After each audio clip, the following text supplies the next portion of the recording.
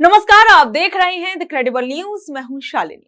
दोस्तों, आज बात होगी उस आजादी की जिसे सरकार ब्लॉक करना चाहती है और उस फिल्मी राजनीति की जिसे सच बताकर वोट मांगे जा रहे हैं। सबसे पहले बात करते हैं दिल्ली हाई कोर्ट के एक बड़े फैसले की। दोस्तों, क्या आपको लगता है कि अगर आप सरकार की नीतियों पर चुटकुले बनाएंगे या पैरोडी अकाउंट चलाएंगे तो आपकी आवाज बंद कर दी जाए?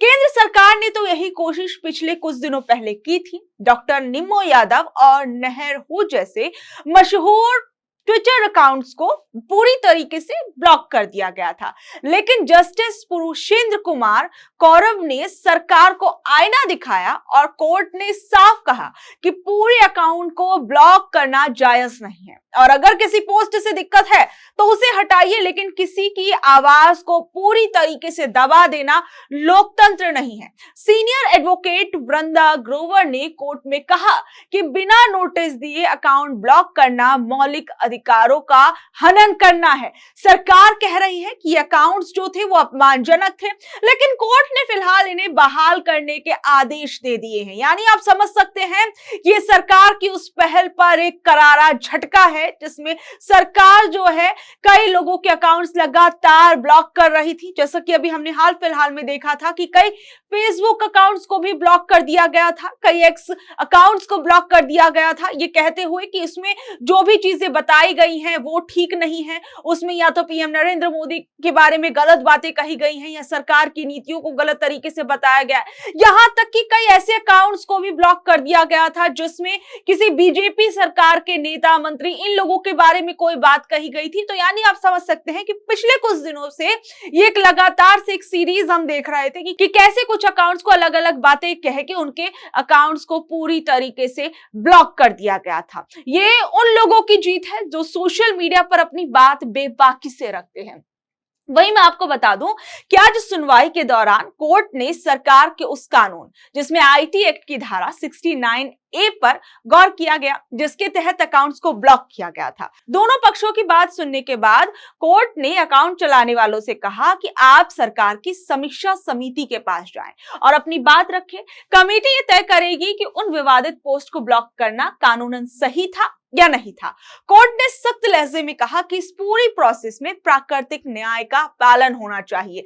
मतलब किसी को सजा देने से या उसका अकाउंट बंद करने से पहले उसकी बात सुनना और उसे सफाई देने का पूरा मौका देना चाहिए। कोर्ट ने कहा कि किसी की जुबान पूरी तरीके से बंद मत करिए। यानी आप समझ सकते हैं कि सीधे तौर पर दिल्ली हाई कोर्ट ने एक बड़ा फैसला जो है उन अकाउंट्स को लेकर भी सुना दिया कि जिसको लेकर अभी पिछले कुछ समय से बवाल मचा हुआ था और जो सरकार लगातार इन अकाउंट्स को बैन कर रही थी, कहते हुए कि इसमें जो बातें कही गई हैं वो ठीक नहीं है। आपने नोटिस किया होगा, वहीं दूसरी ओर आपने ये भी नोटिस किया होगा कि जब भी कोई बड़ा मुद्दा आता है जैसे महंगाई, बेरोजगारी या कोई पॉलिसी विवाद, तभी अचानक से चुनावों में फिल्मों की एंट्री हो जाती है और सिर्फ एंट्री ही नहीं, उन्हें सच्चाई का सर्टिफिकेट दे दिया जाता है।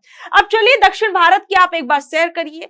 यहाँ पर केरलम के अंदर 9 अप्रैल को वोट डाले जाने हैं। पीएम मोदी भी वहां पहुंचे हुए हैं और उन्होंने जो चुनावी भाषण दिया था उसने एक नई बहस छेड़ दी। पीएम मोदी ने केरल की धरती से कांग्रेस और एलडीएफ को झूठ का सौदागर बताया। ये आप मान सकते हैं बहुत ही आम सी लाइन है, जैसे कि अक्सर जो है पक्ष विपक्ष एक दूसरे पर वार पलटवार करते हुए कह देता है। लेकिन इस दौरान उन्होंने जो एक बात कही वो अपने आप में सोचने वाली बात है। उन्होंने कहा कि विपक्ष का काम ही हर चीज को झूठ बता देना है। मोदी जी ने बाकायदा फिल्मों की लिस्ट गिना दी, जैसे कश्मीर फाइल्स को विपक्ष झूठा बता देता है, तो केरला स्टोरी को झूठा बता देता है और अब नई फिल्म धुरंधर को भी लेकर पीएम नरेंद्र मोदी ने कहा कि ये भी इन्हें झूठ लग रही है। आप मोदी जी का ये वीडियो खुद एक बार देखिए। झूठ बोलने में माहिर है। केरलम फाइल्स आई फिल्म तो भी बोलने लगे सब झूठ है। कश्मीर फाइल आई तो बोलने लगे सब झूठ है। धुरंधर फिल्म आई तो बोलने लगे झूठ है। कुछ भी करो बता देना, झूठ फैला देना। इन दिनों एफसीआरए को लेकर के भी ऐसा ही झूठ फैलाया जा रहा है। यूसीसी के लिए ऐसा ही झूठ फैलाया जा रहा है। गोवा में यूसीसी है, दशकों से है। लेकिन झूठ फैलाना, एफसीआरए के लिए झूठ फैलाना, सीए के लिए झूठ फैलाना, सुरेंद्र जैसी फिल्म के लिए झूठ फैलाना, केरलम फिल्म के लिए झूठ फैलाना, कश्मीर फाइल फिल्म के लिए झूठ फैलाना, ये झूठ फैलाने का कारोबार लेके बैठे हुए हैं। अब आप एक बात खुद सोचिए, मोदी जी कह रहे हैं कि ये फिल्में सच हैं, लेकिन हकीकत क्या है? द केरला स्टोरी के मेकर्स खुद सुप्रीम कोर्ट में ये मान चुके हैं कि उन्होंने आंकड़ों को बढ़ा चढ़ाकर दिखाया था। धुरंधर के मेकर्स भी कह चुके हैं कि फिल्म जो है वो काल्पनिक है। तो सवाल ये है कि देश के प्रधानमंत्री अपनी रैलियों में इन फिल्मों को सच्चाई का सर्टिफिकेट क्यों दे रहे हैं? क्या ये अपनी नाकामियों से ध्यान भटकाने का एक तरीका है? जिस एफसीआरए के नए नियम की बात कर रहे हैं पीएम नरेंद्र मोदी, उस पर जो बवाल मचा था, क्या उसे दबाने की कोशिश के लिए ये बातें कही गई? इन फिल्मों के मुद्दे को जो है इन चुनावी रैलियों के अंदर लाया गया। एफसीआरए यानी फॉरेन कंट्रीब्यूशन रेगुलेशन एक्ट, जिसे आसान भाषा में कहें तो ये वो कानून है जो ये तय करता है कि विदेशों से आने वाला पैसा भारत में कौन ले सकता है और उसे कैसे खर्च किया जा सकता है। सरकार ने एफसीआरए के नियमों को इतना सख्त कर दिया कि हजारों एनजीओ के लाइसेंस रद्द हो गए। सरकार का कहना था कि ये लोग पैसे का हिसाब नहीं दे रहे, जबकि एनजीओ का ये कहना था कि सरकार उनकी आवाज दबाने के लिए कानून का सहारा ले रही है। अगर कोई एनजीओ विदेश से पैसा लेता तो वो उस पैसे का 20% से ज्यादा हिस्सा प्रशासनिक कामों जैसे स्टाफ की सैलरी या ऑफिस का किराया, इन सब पे खर्च नहीं कर सकता था। पहले ये लिमिट 50% थी, लेकिन छोटे एनजीओ के लिए इस नियम के साथ काम करना नामुमकिन जैसा हो गया था, जिससे काफी हंगामा हुआ। संसद के अंदर भी हमने देखा कि इस मुद्दे पर कई जो विपक्षी पार्टियां थी उन्होंने भी जमकर हंगामा किया और सरकार पर सवाल उठाए। यानी आप समझ सकते हैं कि इसी एफसीआरए को लेकर पीएम नरेंद्र मोदी जो थे वो अपनी रैली में बोलते हुए भी नजर आए। और वहीं आप सोचिए कि जहां एक तरफ देश के अंदर गैस सिलेंडर को लेकर मारामारी मची है, लोग जो है पेट्रोल पंप की लाइनों में लगे हुए नजर आ रहे हैं, वहीं दूसरी ओर आप देखिए कि किस तरीके से फिल्मों की बातें पीएम नरेंद्र मोदी अपनी इन रैलियों के अंदर कर रहे हैं। आप सोचिए कि घरों में गैस सिलेंडर महंगा हो गया है, रोजमर्रा की चीजें महंगी हो गई हैं, लोगों को नौकरी मिलना मुश्किल हो गया है और गैस सिलेंडर के चलते तो लोग अपने अपने शहरों को छोड़ रहे हैं, गांव की तरफ भाग रहे हैं।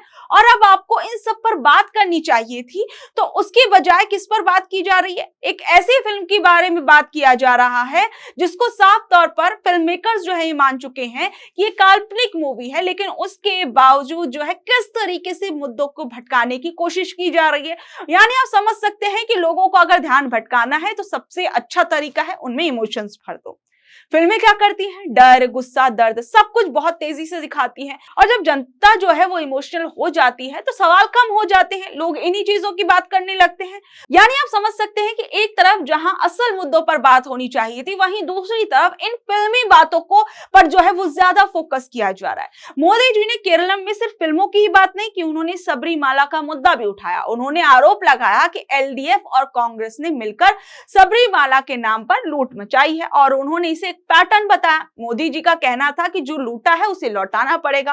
दूसरी ओर राहुल गांधी, वो भी सबरीमाला के मुद्दे पर जो है वो पीएम नरेंद्र मोदी की सरकार को घेरे हुए हैं और उन्होंने पीएम की चुप्पी की भी कड़ी आलोचना की। उन्होंने कहा कि जब सबरीमाला से सोना चुराकर उसकी जगह तांबा लाने के गंभीर आरोप लगे तो प्रधानमंत्री ने एक भी शब्द क्यों नहीं कहा। उन्होंने आगे कहा कि बीजेपी चाहती है कि केरल में एलडीएफ जीते क्योंकि उन्हें पता है कि लेफ्ट उनके लिए कोई असली खतरा नहीं बन सकती।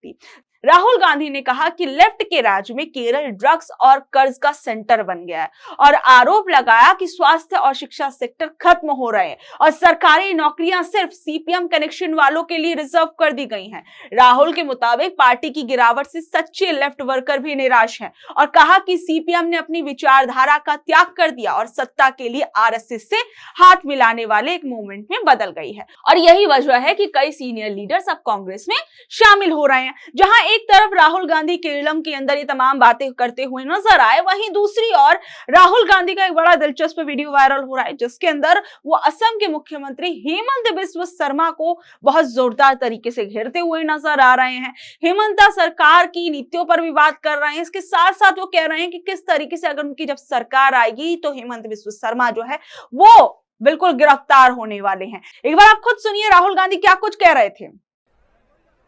हिंदुस्तान का सबसे भ्रष्ट चीफ मिनिस्टर, सबसे ज्यादा नफरत फैलाने वाला चीफ मिनिस्टर, सबसे ज्यादा उल्टी सीधी बात करने वाला चीफ मिनिस्टर असम का चीफ मिनिस्टर है।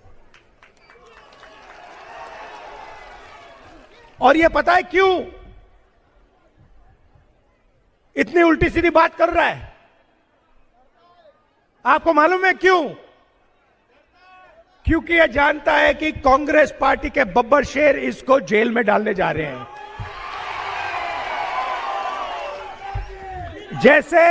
जैसे जंगल में हिरन इधर उधर देखता है, रात को सोता नहीं है, डरता है कि कहीं ना कहीं से कभी ना कभी मुझे बब्बर शेर पकड़ लेगा, वैसे ही आपके चीफ मिनिस्टर रात को नहीं सोते हैं, दिन भर इधर उधर देखते रहते हैं, उल्टी सीधी बात करते रहते हैं। मगर भैया कभी ना कभी हमारे हाथ आएगा। ये आज भगले कल भगले कोई फर्क नहीं पड़ता, कभी ना कभी ये कांग्रेस पार्टी के बब्बर शेरों के हाथ में आएगा। और फिर देखना, ये जो इधर उधर जंप मारता है ये सब बंद हो जाएगा, हाथ जोड़ेगा, असम की जनता से माफी मांगेगा, कांग्रेस पार्टी के नेताओं से माफी मांगेगा।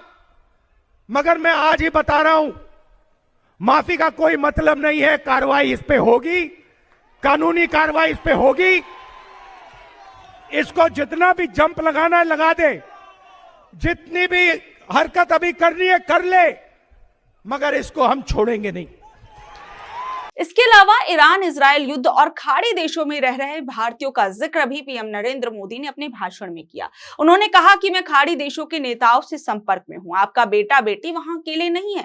और आप समझिए कि बयान में बहुत सोच समझ कर दिया गया। केरल के हर दूसरे घर से कोई ना कोई खाड़ी देशों में काम करता है।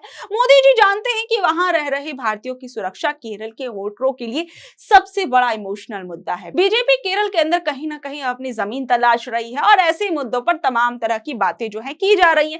एक तरफ पीएम नरेंद्र मोदी जो है वो मूवीज की बात कर रहे हैं और ऐसी कुछ विवादित मूवीज की बात कर रहे हैं, वहीं दूसरी ओर केरल के अंदर जो लोग केरल से जो खाड़ी देशों के अंदर काम करने के लिए गए हुए हैं उन लोगों पर बात कर रहे थे। तो मतलब आप समझिए कि एक तरफ कोर्ट जो है वो ये कह रहा है कि सरकार अपनी आलोचना करने वाले अकाउंट्स को बंद नहीं कर सकती है, दूसरी तरफ सत्ता है और जो उन फिल्मों को सत्य बता रही है जिन्हें अदालत और मेकर्स खुद आधा अधूरा या काल्पनिक मान चुके हैं।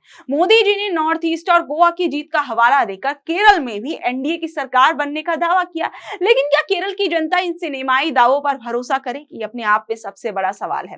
क्या सबरीमला और भ्रष्टाचार के मुद्दे बीजेपी को वहां पहली बार कोई जीत जो है वो दिला पाएंगे? और सबसे बड़ी बात, भारत के इतिहास में शायद ही कभी किसी प्रधानमंत्री ने फिल्मों को इतना बड़ा चुनावी हथियार बनाया हो। जब राजनीति जो है वो परसेप्शन के खेल में बदल जाए तो असली मुद्दे जैसे महंगाई, बेरोजगारी और किसानों की समस्याएं अक्सर बैकसीट पर चली जाती हैं। बहरहाल आप लोग क्या कुछ सोचते हैं? क्या फिल्मों को चुनावी रैलियों में सच बताना सही है और क्या ये कहीं ना कहीं जनता का ध्यान भटकाने की कोशिश नहीं है?